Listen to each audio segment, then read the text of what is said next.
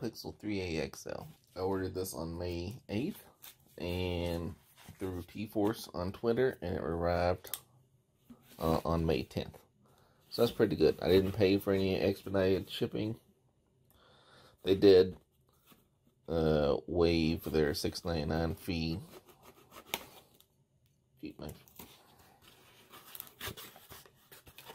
They did waive their $6.99 fee.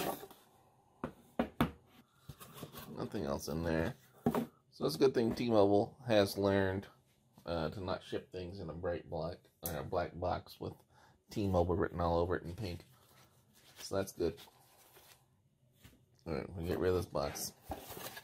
As I said, I ordered it on May the 8th on Twitter on T-Force. I paid $50, $30 in tax, and $20 for their bullshit fee for support.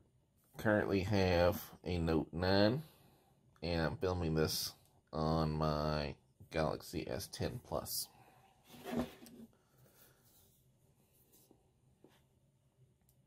Very simple box. Very Google-esque. It has a little arrow, just I remember my Nest having that same setup. Have the little arrow just telling you how to take it off. No need to cut it. As you can tell, I got the Just Black, or whatever it's called. Little plastic sleeve looking thing here on the phone itself.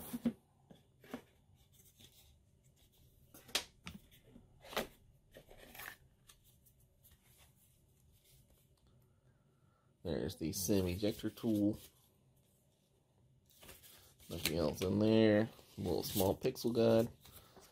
Google sticker and a hashtag Team Pixel sticker. That's pretty neat.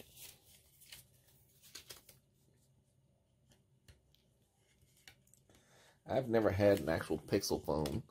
The last Nexus phone I had was the Nexus 6 made by Motorola, which I was a huge fan of. I skipped the 6P, and then once they became Pixels, I never got one. The Pixel 3, I only like the big phones, so I got the XL. The Pixel 3 XL had that insane notch, so I had no interest in it.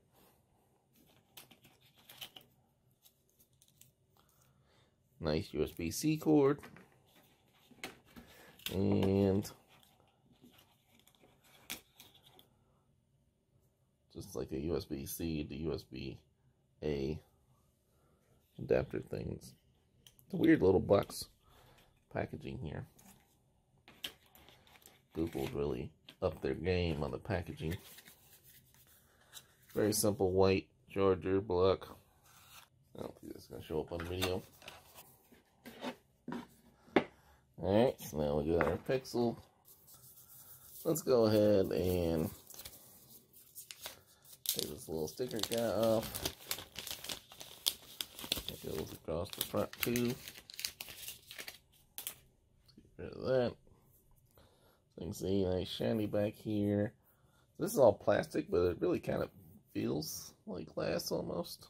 A lot of guys say that. I said that both MKBHD Unbox Therapy said as well. They really kind of polished the plastic to make it feel almost like a glass phone, especially up here. It's cool looking. It's kind of small. I mean, this is the XL, and I can still get my fingers all the way around it. And I'm 6'1", 240. Alright, so let's power them up. Hold the power button down. That's not the power button, that's fingerprint sensor. Alright, so fingerprint sensor, single camera, flash. Alright, so on the bottom, you have the USB-C port and speaker grills. It does stereo speaker. I'm using this rear piece and this bottom piece as well. On this side, you have a volume rocker and a power button. Same color. I think if you get the white one, it'll be a different color, but since this is black, it's just black. Up top, you have a headphone jack. And then your SIM card tray is on the opposite side.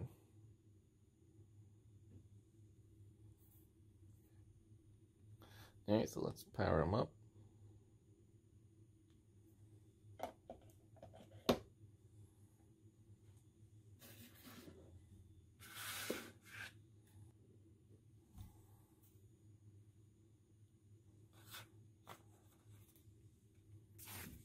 Alright, so we're going to start here. Right now I don't have my SIM in it. I'm going to set it up first and then put my SIM in. I got a lot of apps and I use my phone for work, so I want to get it all set up first before I swap my SIM card over. So there's a lot of information made about, or a lot of comments made about how great the haptic feedback is, and I have to concur. It is pretty solid. Just a good response and vibration to it. Alright, I'm going to set this one up fresh, so I'm not going to copy anything. Now I've got to sign in my account. That's interesting. They call it pixel imprint instead of fingerprint. It's a little nonsense, but it's still interesting. I'm going to set the pin up first. Alright, so I'm going to touch the sensor. Seems to be really good, really fast. You can see that. I'm going to add another. As I put my middle finger there. Super fast.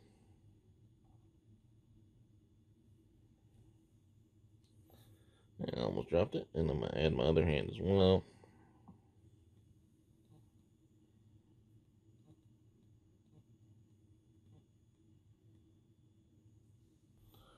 Alright, fingerprints were super quick to add.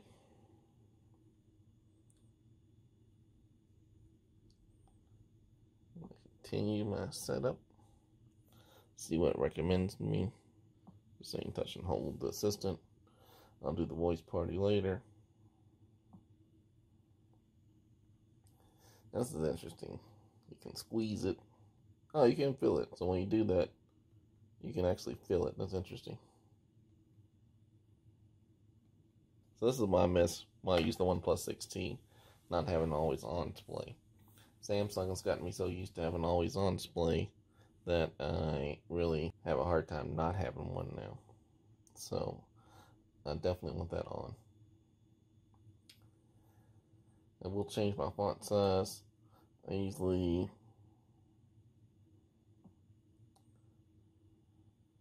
large, it looks good. And display size, I usually go up to large.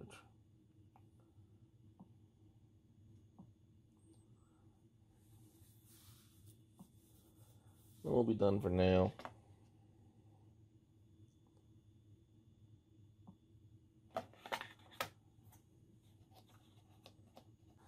Alright, so you can see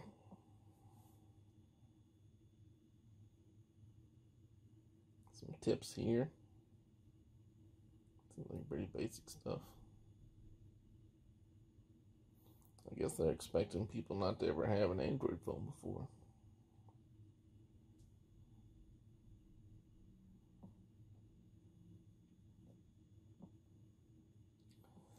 Alright, let's just see what kind of nonsense has been added here. So there's one T-Mobile app. That's interesting. Android Auto is already installed. Really? That's all the apps. So that's interesting. It's on the March 5th security patch.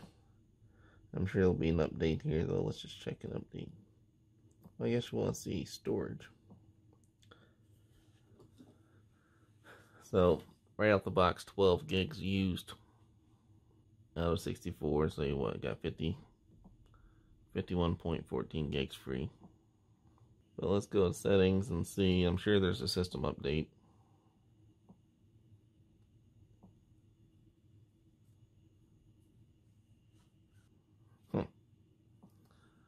That's crazy. Doesn't seem right that the Pixel's on March security update because my Note 9 is on the April security update. Yeah, so if I check my Note 9, you can see I'm on the April 1st security patch. I'm going to stop the video for a minute and I'm going to poke around for a little bit and see if I can, how I like it, and we'll mess with it, and I'll come back in a second. Alright, so I've had some time to mess with it. You can see a big size difference between this and my Note. Still like it. I changed it to a dark interface. I messed some things around. I'm still getting used to this little guy. It's like there's your home button, and we do that. It takes you to your recent apps, and then there's your back button. And of course, you got double swipe to get to your apps. There's not an actual dark theme yet, which is kind of lame.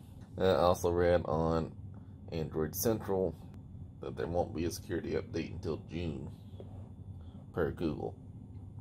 You can also get an idea.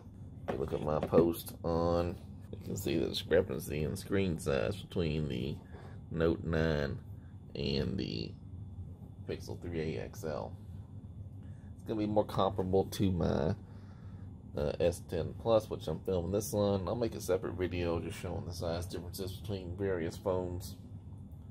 I'm also probably going to pick up the OnePlus 7 Pro, assuming it lives up to the potential hype here. So the Note 9 has been my daily driver for a long time. I switched to the OnePlus 6T briefly, then went back to the Note 9. I switched to the Razr phone for a very short time, back to the Note 9. I switched to the S10 Plus, and again, back to the Note 9.